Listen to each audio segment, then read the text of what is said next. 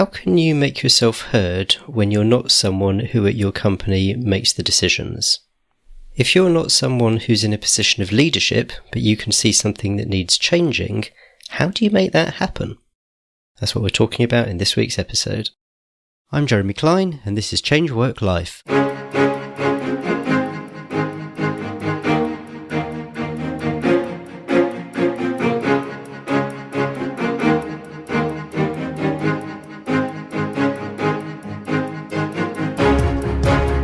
Hello and welcome to Change Work Life, the show where we're all about beating the Sunday evening blues and enjoying Mondays again. If you want to know how you can enjoy a more satisfying and fulfilling working life, you're in the right place.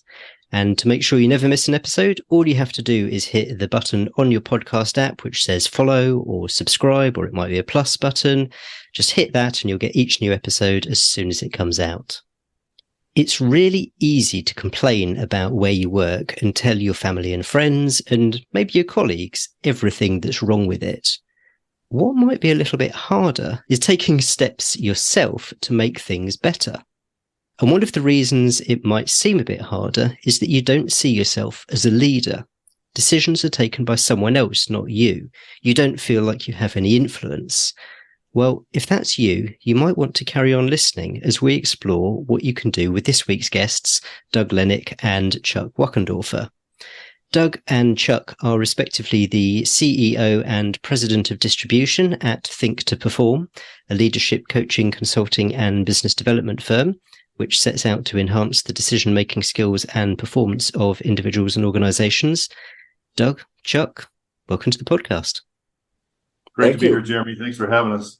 Why don't you start by introducing yourselves and your business? Doug, why don't you go first?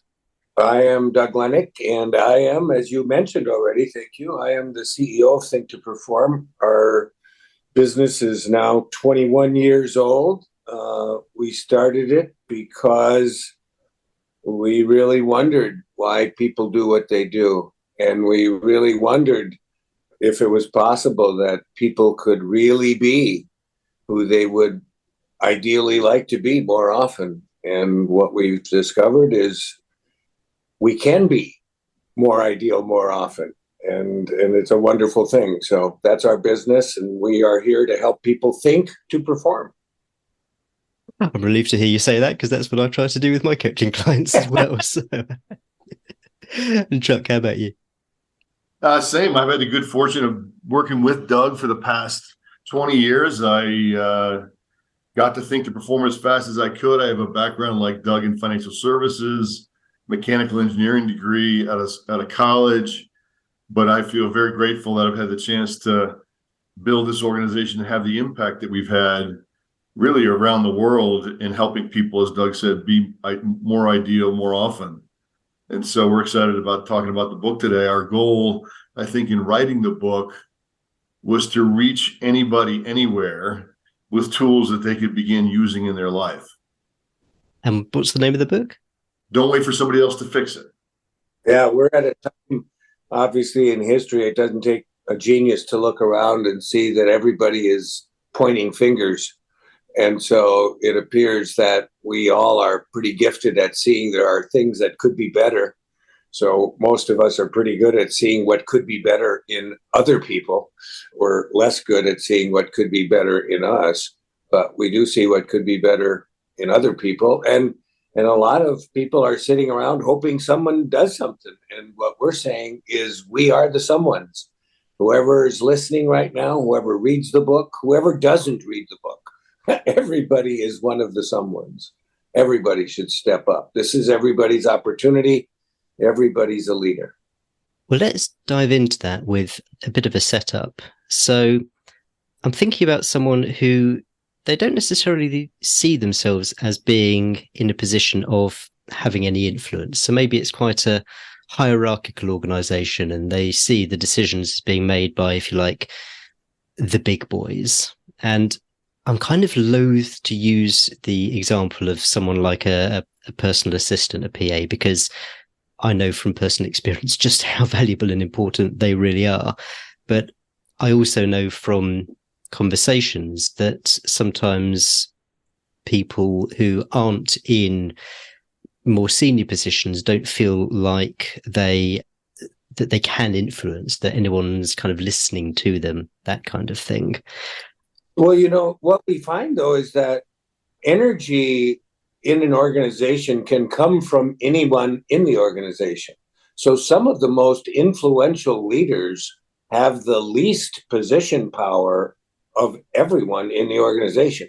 By leader, what I mean by that is influencing is what leadership is about. And some of the most influential people have nobody that reports to them. They just bring energy. They either bring a bad energy or they bring a good energy. But the truth of the matter is their energy is infectious and other people are influenced by them. Even if they don't want other people to be influenced by them, they are anyway. And so each person in every organization contributes to the energy of that organization. And what Chuck and I have determined in our own careers is high energy, positive energy organizations. It doesn't mean you're Pollyannish and you don't see things that are wrong. It just means you bring an energy and a commitment to make a difference every day. And every day people can in fact make a difference in this world just by bringing their best selves to whatever it is they do. I think it gets back to what you said earlier, Jeremy. A traditional definition of leadership is decision-making and control. And we shift that definition to focus more, as you mentioned, on influence. And we are both influenced by other people, by what we read, what we watch, who we hang out with. And then we are also influencing others. And so if I understand it's not about decision-making and control, it is, as Doug says, about influence. And I get to decide what kind of an influence I want to be. And that's something I can control. I can decide whether I'm going to be a positive influence, a neutral influence, or a negative influence. And I think that's one of the points that we make in the book, is that decision-making matters. Decision-making has twice the impact on our performance than talent and skill combined. I'm not saying talent and skill don't matter. They just don't matter as much as decision-making. And the decision-making starts with, who do I want to be? What kind of a person, what kind of an influence? And that in and of itself is leadership. I'm leading myself. And that projects positive influence, or could project positive influence, or the opposite in those, with those around me. So the decision in that context is effectively how you show up to work. Are you going to be someone who is positive, who engages, or are you going to be someone who kind of sits sulkily on the corner, gets on with the work that you're given, but doesn't really engage with team members and that kind of thing? Absolutely. It's a position of either reacting to my environment or being proactive. So I can let we all have stress in our lives. Nobody's life is perfect. We have things that we have to deal with. And I can let that come at me and react to it, or I can choose and be proactive. Doug, you're going to... Yeah, you said it. I mean, it's really like what the late Stephen M. R. Covey endorsed our book, but his dad endorsed a previous book that we were involved with. And Stephen R. Covey would say, you are either proactive or you are acted upon. So you get a choice. So life is going to happen one way or another. So it's not like time isn't going to pass. We've done the research. There's 168 hours in everybody's week. You could research this if you want, but we've done it. And we found out there's exactly 168 hours in everybody's week. The question is, what do I choose to do with those hours?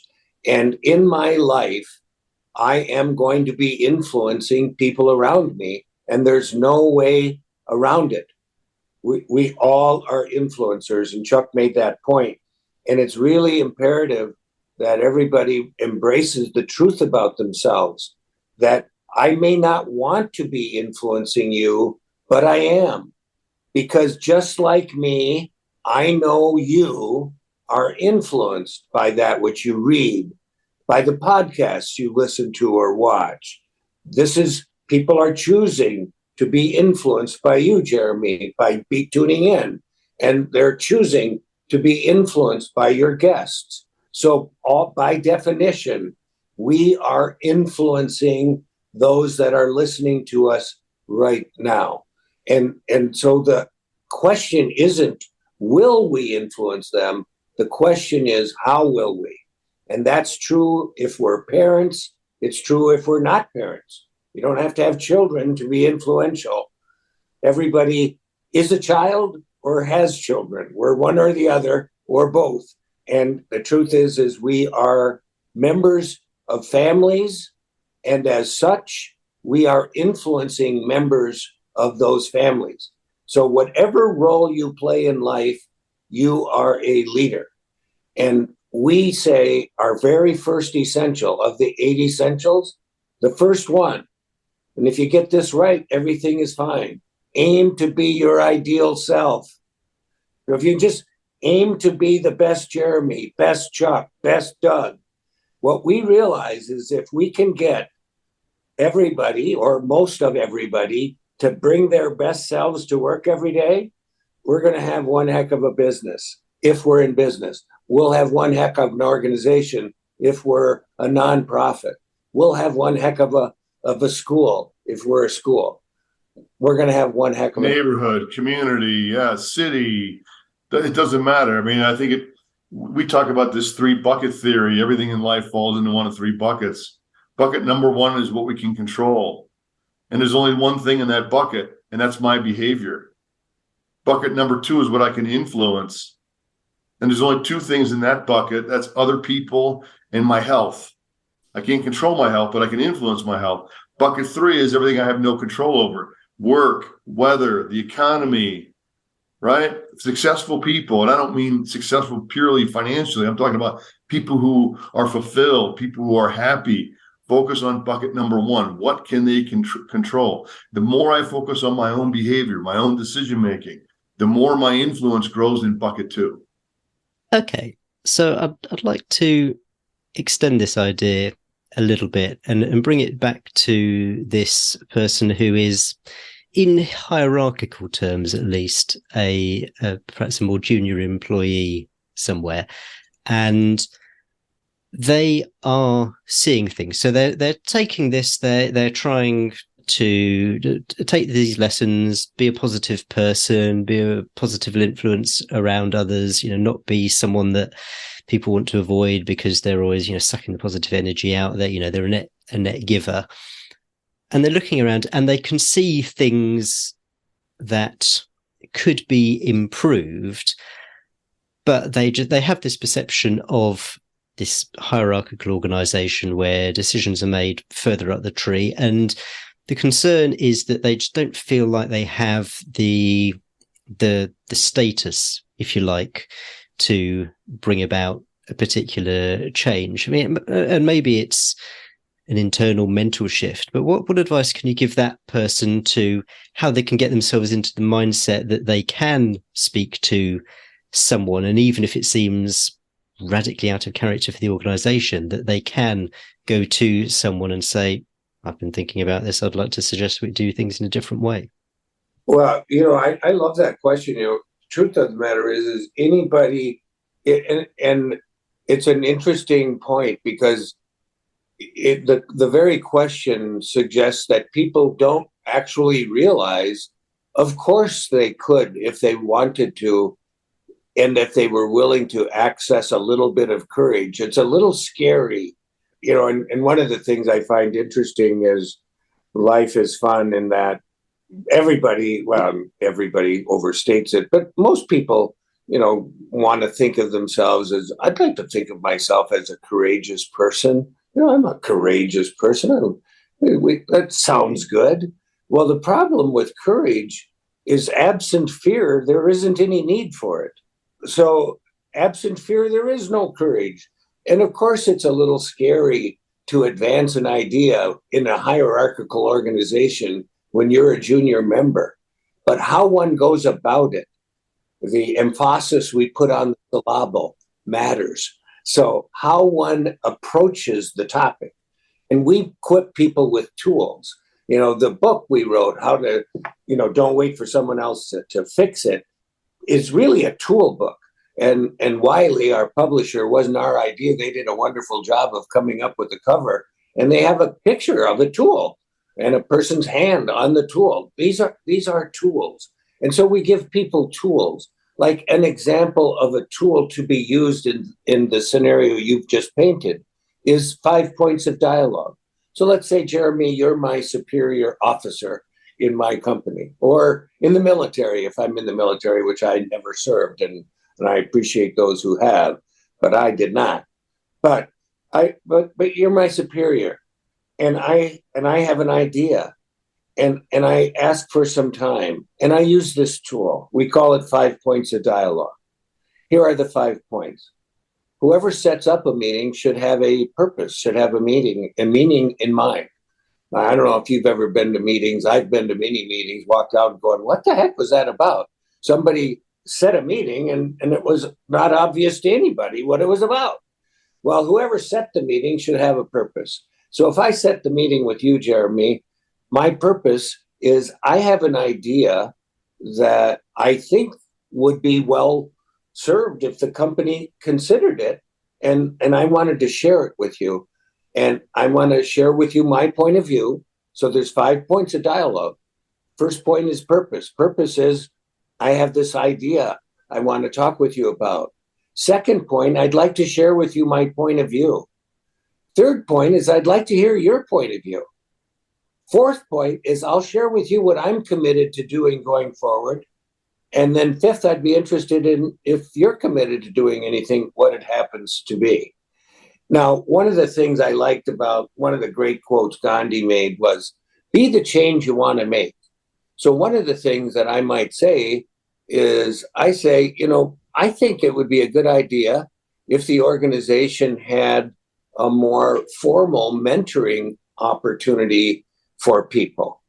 And I'm willing to even both be mentored by someone like yourself, or I'm willing to be a mentor, whatever it is.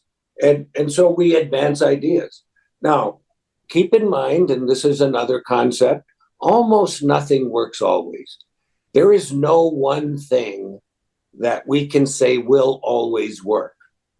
But what we do know is that if we influence people in a way that they receive the influence and they can act on it, because effective communication is a function of both the sender and the receiver. So if both people are ready, if we have a pitcher and a catcher, I throw the pitch, you catch it, we're good. You throw it back to me, I throw it back to you, we're now playing the game. And all of a sudden, we've begun to change our culture. That last point that you mentioned about always nothing works always, that leads quite nicely on to what was going through my mind, which is where you try this and it falls flat. And I've seen this happen. I've seen someone make a suggestion about who it really was who was necessary to attend a meeting and that kind of thing. And one of the things that I observed was there wasn't so much dialogue as what appeared to be coming from the other direction was more what I'd call mansplaining. And I could see the person who'd made the suggestion just getting more and more frustrated that they were effectively being mansplained at. So kind of picking up on that, I'm interested to know what thought processes someone who has been mansplained at or who has been knocked back, what they can kind of take from it. Well, I think a couple things. Number one, in order for me to grow, I have to be willing to get uncomfortable. And it gets back to what Doug was saying about courage. Number two, we have a saying in our business that we, even in those that we work with, we coach leaders around the world, we work with the willing. And so if somebody's really unwilling, it could be my delivery. It could be that they're just really not open to it. And then I think I'm left with, well, where can I influence and work with people who are willing, who want to make a difference? And it may not be my boss, but it may be other colleagues. It may be the 2 or 3 people that I interact with that sit near me. And so I think everybody, most people who are in leadership positions were leaders before they got those positions. Think about Nelson Mandela. Nelson Mandela sat in prison for 27 years, but he focused on what he could control, on how he could be a positive influence on those around him. That then enabled him to be and fill a more formal leadership position. And I think that's sometimes what we abdicate, is we're in a situation where we think, well, Jeremy's going to fix it. Jeremy's the boss. Jeremy's the leader. He's not open to it. So what am I left with? And I think that's a great question. What am I left with? Where can I make a difference? And maybe it's just in how I interact with people in the office every day. But there might be others who think like I do, where we could make a change and demonstrate the positive difference and open other people's mind to why this might be a great idea. It goes back to what you were saying at the beginning about control. And one of the things you can't control is other people. You can seek to influence them, but you can't control them. Sometimes I have to see it to believe it. So in other words, even if I come across as unwilling because I don't believe what you're suggesting, you might need to show me. And then all of a sudden I'm able to see it. So if I can see the positive influence you're having on your colleagues and people that maybe you don't even lead directly, it might open my mind. So I wouldn't give up on your first try. In fact, the 5 points of dialogue that Doug talked about is a great tool. But when I try something new, I'm learning to play the guitar right now. When I learn a new song, I don't play it well the first time. Right. It takes me many times of lots of practice. That's that old Aristotle quote. Aristotle, what was it he said? If you want to learn to play the flute, you have to play the flute. So that's what it's an interesting thing. And one of the things that Chuck is describing is you can't learn to play the guitar in the classroom. You actually have to pick up the guitar. You can't just watch someone play a lot. If you want to learn to play, you got to play. And when you play, sometimes you're going to fail. And we introduce concepts that we call failing successfully and succeeding successfully. Well, what does that look like? Well, oddly enough, it looks the same. Failing successfully means I did something, it didn't work, and I'm going to continue to proceed towards my journey anyway. I'm going to do what I need to do again anyway, even though it didn't. And learn from that. Learn from each failure, because what do they say? Failure is only permanent if I allow it to be. Yeah, and it's not you fall down, you get up. And these are simple things to say, but these are not easy to execute. So we recognize that simple and easy are not synonyms. The advantage to simple is it makes it more clear what I ought to do, but I still have to do it. There is a big difference between knowing and doing. There's a gap. Most of us know some things, like, people who smoke cigarettes, they didn't need to read on the pack, this could be hazardous to your health. Like, no kidding. Right? I mean, it's not like I don't know that. The difference is the doing. And we tell this story. You've got 5 frogs sitting on a log. Now, frogs, remember, are adult tadpoles. That means it's summertime. So they grew up and it's summer and it's hot. And these frogs are sitting on this branch that this tree fell down and it overhangs this lazy river. And these frogs are all sitting on this branch overlooking the river. And it's hot. And they're all on this branch and it's hot. It's so hot. And they look down and they see that there are critters in the water that seem to be enjoying the water. And one of the frogs thinks to himself, I'm going to jump in. And the frog decides to jump in. And then the frog looks around. And then after the frog decides to jump in, how many frogs are left on the log? And the answer is 5. And the reason there's 5 is the frog who decided to jump in didn't jump. Because the frog that decided to jump looked around and noticed the other 4 frogs weren't jumping. And he thought, well, maybe they know something I don't know. So they just stayed out of the water. They stayed there and they just boiled on the log. So what we're telling people is knowing I should jump in and jumping in are two different things. And it takes some courage to face that fear. And that is what we help people give themselves, is the courage to try to be their ideal selves. So we equip them with the tool. Aim to be your ideal self. Know who you are ideally, but then know who you are really. That's the second essential. Who are you really?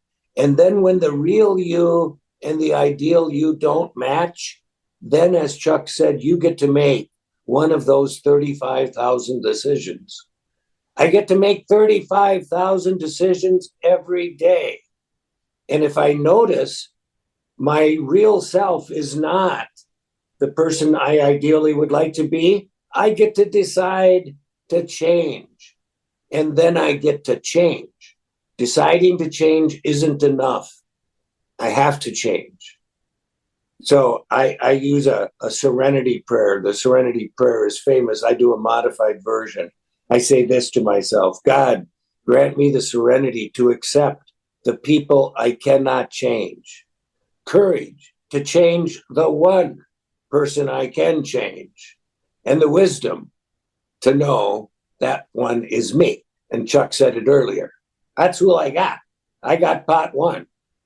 So if I want to change the world, let's start with me. Be the change you want to make. I'm looking at the man in the mirror, Michael Jackson. Be that guy. Well, a lot of times, change we expect there's got to be some dramatic change in our lives, or we've got to be perfect. And I think that assumption or expectation often keeps us from changing. And so, as Doug said, in order for me to be my ideal self, I got to know who my ideal self is. And so we talk about a values exercise. Knowing your top 5 values is important, because now I get a chance to see how my behavior lines up with what I say is important to myself. So when you ask people, do they have values? They act kind of insulted. Like, what do you think? I don't have values? What? But the second question is, well, what are they? And that's where it gets kind of fuzzy. You hear things like family or honesty, integrity. If I want to be my ideal self, I have to know specifically what my values are. And so we talk about an exercise where you can go through and identify your top 5 values. You can do it on our website at think2perform.com for free. Once I know my values, I can't unknow that. So what I start to notice is when I'm aligned with my values and when I'm not. So when I have that bowl of ice cream, or I have that extra piece of pizza, and one of my values is health, I'm aware of what I'm doing, whereas most people aren't aware. And I can make a decision. Do I have that extra slice of pizza? Do I have that extra scoop of ice cream or not? That's a decision. But I get to decide, am I going to align my real self with my ideal self? Now, I love pizza and ice cream just like everybody else, but it's how much and the decisions I make every single day that either move me closer to that value of health or away from that value of health. And that's knowing my real self. So it's knowing my values and then practicing self-awareness so I can begin to align my behavior with who I hope to be. But I got to know who I hope to be. And then I got to practice self-awareness. We talk about an exercise called the freeze exercise, which is, what am I thinking? How am I feeling? What am I doing? And most of us, back to the 35,000 decisions that Doug mentioned, make these choices on autopilot. We don't think about them. 40% of what we do is automatic every day. That's a lot, but it's not even most of our decisions. 60% are conscious. And so if I'm paying attention to, how much sugar am I putting in my coffee? Am I eating dessert? Am I getting exercise? Those are things that I can begin to slowly shift over time. I don't need to go to the gym for an hour a day, 6 days a week, but maybe I take the stairs instead of the elevator. Maybe I take half as many cookies or biscuits as I do normally. as incremental changes on a daily basis that begin to move me in that direction of who I hope to be. I'd like to link this back to something we were talking about earlier. So the junior who's now plucked up the courage to make some suggestions at work, and maybe they've been knocked back, and so they're kind of thinking, okay, Doug, Chuck, yeah, I've heard everything you said. I've done the values exercise. I know much more about myself and who I am and that kind of thing. And I've made this suggestion at work and I've been knocked back, and I can't relate all this stuff about values and that kind of thing to what I do with this, where I go next. Because at the moment I'm feeling a little bit frustrated and downhearted. So how does all this stuff kind of link to that kind of situation and influence at work? No, I was going to say, I think it gets back to, it's always coming back to decision making. And I don't want to pretend that, again, back to what Doug was saying, nothing works always. So I don't want to, pretend that I would understand and appreciate what everybody's going through in each of their different situations. But it's decision making. It's, so do I want to change jobs? Can I make a positive difference outside of the workplace that would minimize how I feel at the office and make it better? Are there things that I can do to help myself feel better while I'm at work, even though the situation may be not what I'd hope it to be? Are there people who think like I do that maybe aren't the boss or aren't the formal leader, where we can, compare notes and actually begin to influence where we can without the formal leader's support? Well, and one of the things that, I'll use myself as an example. There's a tool that Chuck and I were taught by one of our mentors, a guy by the name of Roy Gear, who's now deceased, who taught this goal achievement tool. And we use the tool, and we have, interestingly, thousands of people are doing the values exercise every week for free that Chuck mentioned. Thousands of people every day are doing the freeze game. We send out freeze reminders every day. I mean, thousands of them every day for free, all over the world, just to remind people to pay attention to themselves. What are you thinking? How are you feeling? What are you doing? And you think about your values. Mine happen to be family, happiness, wisdom, integrity, service, health. Now our game calls for 5, and if you're counting, that's 6, but it's our game, so I can have 6. Anybody can have as many as they want. But what we encourage people to do is not just get in touch with them, but as they reflect on them throughout the day, put verbs in front of them. So here's how it goes. Love your family. Now, when I'm at work and I have a miserable boss, can I still love my family? I think so. Be happy. Can I still be happy? Yeah. Happiness is a state of mind, not a state of affairs. I can choose to be happy, but that happiness hinges on me aligning my behavior with who's inside of me, my ideal self. So I can still be happy. I have a jerk for a boss. That's okay. What's the Ghost of Christmas Past? Remember? I mean, the family was happy. Scrooge was a dirtball. And the family was happy anyway. Happiness is a choice. And they were happy because they were living in alignment. And they had just a lump of coal. It's not about stuff. So love your family. Be happy. Seek wisdom. Wisdom to me is the intersection of insight and judgment. Seek wisdom, Doug. Love your family. Be happy. Seek wisdom. Behave with integrity. Do something of service for somebody else today. Go on Jeremy's podcast.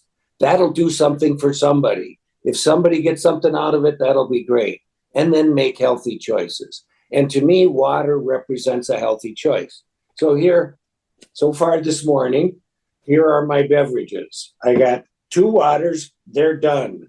I have 1 Diet Coke. I'm halfway through it. Now, I know this isn't so good for me. I know these are. That's why they're done. I actually need another water. But every time I drink water, I can reflect on my values. So what we do is we say, even if you have a miserable boss, you can bring your values to work with you every day. I can love my family every day. I can be happy every day. I can seek wisdom every day. I can personally behave with integrity every day. I can do something of service today, even for my boss, and I can make healthy choices. I can do all that, even if I have a miserable job. So, what I have to be willing to realize is this is my life. It's not anybody else's. And I owe it to myself to take advantage of this gift I've been given called life and do something with it and not wait for somebody else. And that's what we're saying. This is your life. Don't wait for someone else to fix your life. It's your life. Don't wait for someone else to fix it. Fix it. Aim to be your ideal self. Know your real self. Do all the things that we suggest. It'll actually work. And it takes time. It takes time. It's unfortunate. It takes time. We'd like to do the right thing in the morning and get the payoff in the afternoon. Sometimes it takes years. Last year, Chuck and I were excited. Our whole company was excited. After 20 years, we were an overnight success. 20 years into the business, our revenue went up 20%. Like, whoa. Well, we would have liked to have done that every year. Well, you don't every year, but it's pretty nice in the 20th year. 20 years old, your revenue goes up more than 20%. That's good. So we're pretty excited about that. But it took us 20 years to get there. And so it's not a quick trip, but it's an enjoyable trip. Once we recognize it's our journey, it's our life, and it's kind of exciting. But a lot of people just kind of stumble through life. They don't realize they've been given life, and they should treat it as such, a gift. Doug, Chuck, this has been an extremely thought-provoking conversation, which I think probably with the setup has gone in directions which people might not necessarily expect, but I think a little bit of reflection will certainly for me, I think it'll start to make a lot more sense as I reflect on what you were saying and, what we can control and what we can't and all that kind of thing. You've mentioned the book, you've mentioned the company. If people want to find you, where's the best place that they can go? Our website is the easiest. It's think2perform.com. And as Doug and I mentioned, you can discover your values for free on our website. Takes about 20 minutes, I think, to discover your top 5 values. So you can go there, visit it. I think we've had about 60 or 70,000 people complete the values exercise in the last 6 months. So it is something that people want to discover. And it's incredibly valuable for children. We were talking about kids earlier. I've done this exercise with 12, 13-year-olds, 15, 16-year-olds. And so it's incredibly powerful as children get older for them to understand what's important to themselves. Because if you're a parent, what do you hope as your kids get older? They make great choices. Well, part of making great choices involves me knowing what's important to me, knowing my values. So go to think2perform.com. If you want a copy of the book, don't wait for somebody else to fix it.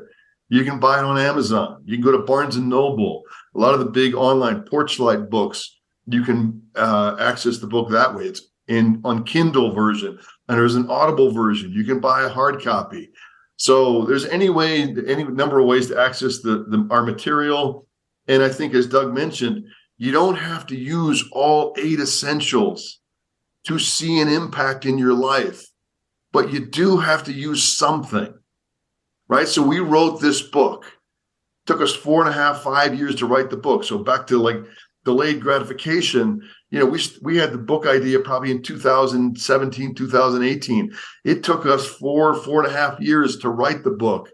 Then we had to get it published. Now we're marketing the book. So this is a journey that we've been on, but we designed the book to be a workbook, something that people can use. And you don't have to use all 8 essentials, but you have to use some of it.